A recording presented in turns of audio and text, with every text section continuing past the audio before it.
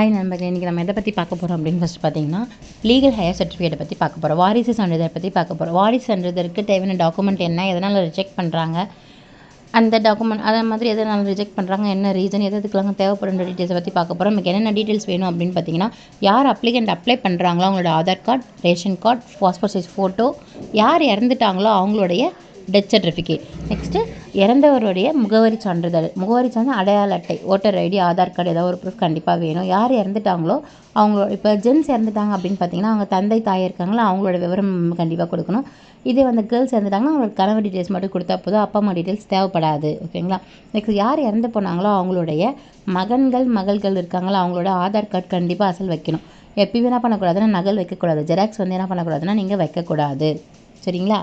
கண்டிப்பாக வந்து ஜெராக்ஸ் வச்சிங்கன்னா ரிஜெக்ஷன் ஆகிடுனா நான் ரீசனுக்காகலாம் வந்து ரிஜெக்ட் ஆகுதுன்னு பார்த்தீங்கன்னா, யாராவது ஒரு பேர் விட்டு பேருக்கு இப்போ வந்து 2 பெண் குழந்தை இருக்குது, ஒரு குழந்தை இறந்துச்சு சின்ன பிள்ளைல, நான் ஒரு குழந்தைய மட்டும் வைக்கிறேன் அப்படின்னு சொன்னால் அந்த மாதிரி வைக்கக்கூடாது. அவங்களோட ஆதார் கார்டு டீட்டெயில்ஸ் ஏதாவது ஒரு ப்ரூஃப் கண்டிப்பாக நம்ம மஸ்ட் வச்சு ஆகணும். இப்போ எதுவுமே எனக்கு ப்ரூஃப் இல்லைன்ற பட்சத்தில் பஞ்சாயத்தில் வந்து ஒரு கூட்டம் போட்டு ஒரு தீர்மானம் ரெடி பண்ணி, இந்த ஊரில் இந்த பசங்க இருந்தாங்க தான், இப்போ இறந்துட்டாங்க அப்படின்னு ஒரு 10ல் ஒரு 2 பேருக்காக தெரியும்ல, அவங்க வந்து போட்டு தீர்மானம் போட்டு கையெழுத்து போட்டு வாங்கி ஆன்லைனில் அப்ளை பண்ணும்போது கொடுக்கணும். சரிங்களா. எப்பயுமே வந்து எத்தனை பேர் இருக்காங்களோ பார்த்தா அவங்க எல்லாருமே வந்து வரிசையாக தான் வந்து நம்ம கணக்கிடணும். ஃபஸ்ட்டு குழந்தை, செகண்ட் குழந்தை, தேர்ட் குழந்தை, அவங்களுக்கு ஆதார் அட்டையில் ஒரு ஏஜ் இருக்குது, உண்மையான ஒரு ஏஜ் இருக்குது. உண்மையான ஏஜ் என்னவோ அதை என்டர் பண்ணி அவங்களுக்கு வைக்கணும். ஃபஸ்ட்டு வந்து மணிக்கார் விசாரிப்பார், உண்மையான்ட்டு விசாரிச்சுட்டு ஆர்ஐக்கு மூவ் பண்ணுவாங்க.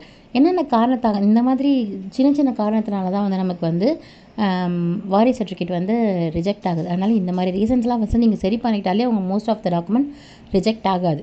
ஓகேங்களா. இதுக்கு எதுக்காகலாம் தேவைப்படுதுன்னு பார்த்தீங்கன்னா, சொத்து, ஒருத்தவங்க பேர் இன்னொருத்தவங்க சொத்து பரிமாற்றம், பேங்க்கில் அக்கௌண்ட் எடுக்கும்போது வாரிசு சர்டிஃபிகேட் கேட்பாங்க, இறந்து போனவங்களோட வாரிசு சர்டிஃபிகேட்டு, அது மாதிரி எல்ஐசி அப்ளை பண்ணிங்கன்னா அந்த மாதிரி எல்ஐசி சர்டிஃபிகேட், நிறையா காரணத்துக்காக தான் வந்துட்டு இந்த வாரிசு சர்டிஃபிகேட் எடுக்கிறாங்க. இது எத்தனை நாளில் வரும் அப்படின்னு பார்த்தீங்கன்னா, மேக்ஸிமம் வந்து 10 நாளுக்குள்ளே வந்துடும். ஏன் 10 நாளுக்குள்ளே வந்துடும் லேட் ஆகுது அப்படின்னு பார்த்தீங்கன்னா, விசாரிப்பாங்களா ஊரில் போய் இதெல்லாம் உண்மையாக போய், ஏன்னா வந்து இது சொத்து பிரச்சனைன்றதுனால ஒருத்தங்க விடுபட்டு போனாலும் அது வந்து நமக்கு வந்து ஒரு காம்ப்ளிகேட்டடாக இருக்கும். அதனால தான் வந்துட்டு எல்லாத்தையுமே பண்ணுறாங்க. ஓகேங்களா. தேங்க்யூ ஃபார் வாட்சிங்.